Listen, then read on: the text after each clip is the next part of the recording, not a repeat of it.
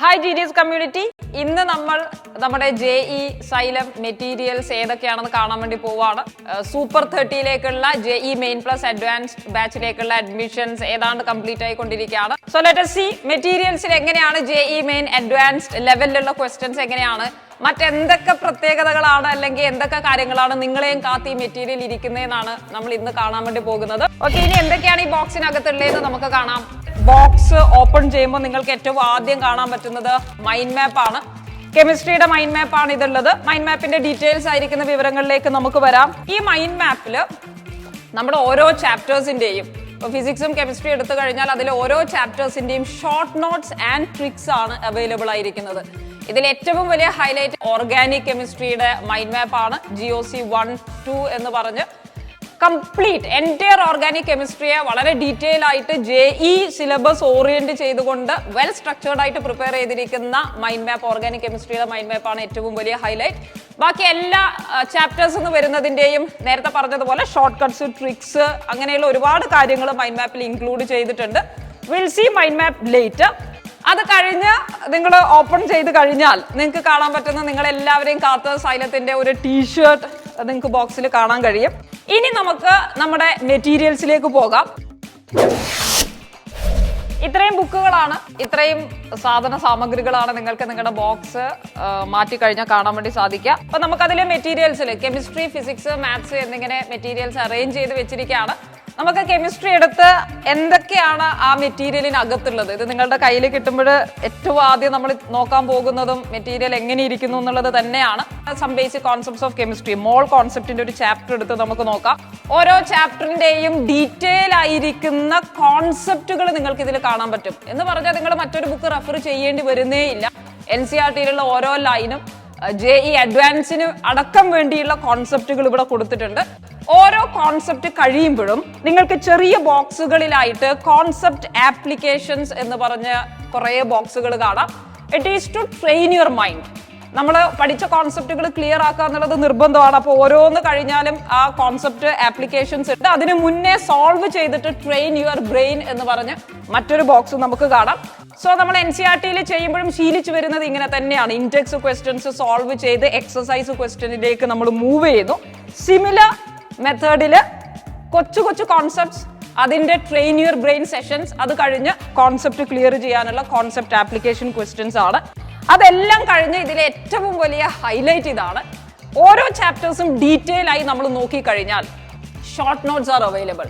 അപ്പൊ നിങ്ങൾക്ക് ശരിക്കും മൈൻഡ് മാപ്പിലുള്ള ഷോർട്ട് നോട്ട്സ് ഏറ്റവും പ്രധാനപ്പെട്ട പോയിന്റുകളെയും ചാപ്റ്ററിൽ നിങ്ങൾ ഏറ്റവും കൂടുതൽ ഫോക്കസ് ചെയ്യേണ്ട കാര്യങ്ങളെയും പറഞ്ഞു തരുമ്പോൾ മുഴുവനായിരിക്കുന്ന കൺവേർഷൻസ് അടക്കം, പ്രത്യേകിച്ച് നമ്മുടെ മോൾ കോൺസെപ്റ്റിലേക്കൊക്കെ വരുമ്പോഴുള്ള ബേസിക് ആയിരിക്കുന്ന കാര്യങ്ങൾ അടക്കമുള്ള ഷോർട്ട് നോട്ട്സ് നിങ്ങൾക്ക് അവസാനം അവൈലബിൾ ആണ്.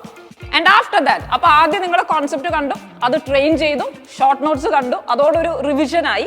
And then you have solved examples. ഓരോ ക്വസ്റ്റ്യനും വിത്ത് നമ്മുടെ മൾട്ടിപ്പിൾ ചോയ്സ് ആയിരിക്കുന്ന ക്വസ്റ്റ്യൻസ് തന്നെയാണ്, ഓപ്ഷൻസ് ഉള്ള ക്വസ്റ്റ്യൻസ് ആണ് നമ്മുടെ കയ്യിൽ ഉണ്ടാവുക. അത് സോൾവ് ചെയ്തിട്ടുള്ളത് നിങ്ങൾക്ക് കാണാം.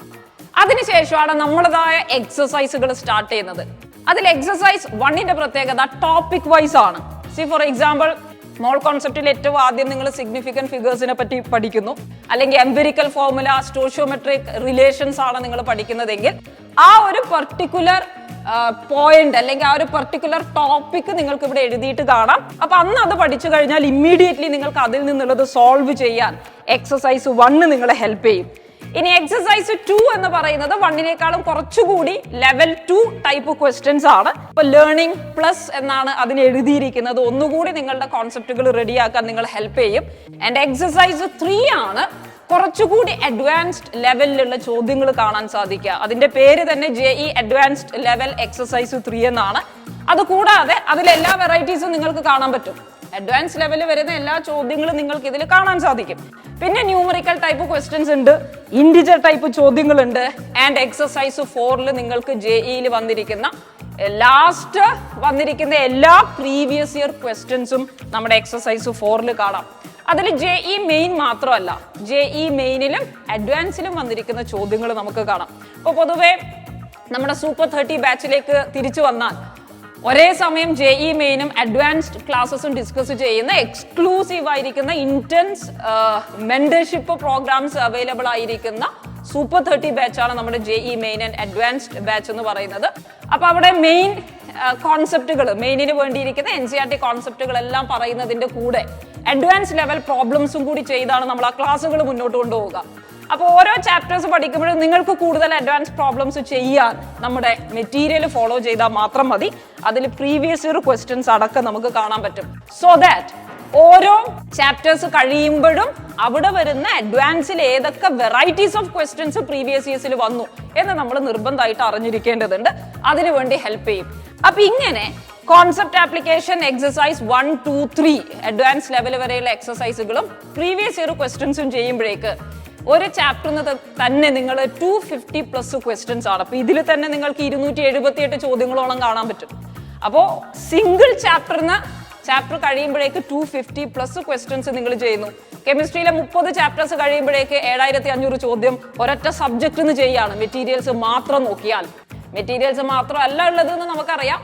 അങ്ങനെ ഫിസിക്സ്, കെമിസ്ട്രി, മാത്സ് 3 സബ്ജക്റ്റിൽ നിന്നും 7500 വെച്ച് കഴിഞ്ഞാൽ അറൌണ്ട് 18,000 to 20,000 ക്വസ്റ്റ്യൻസ് ആണ് നിങ്ങൾ കാണാൻ പോകുന്നത്.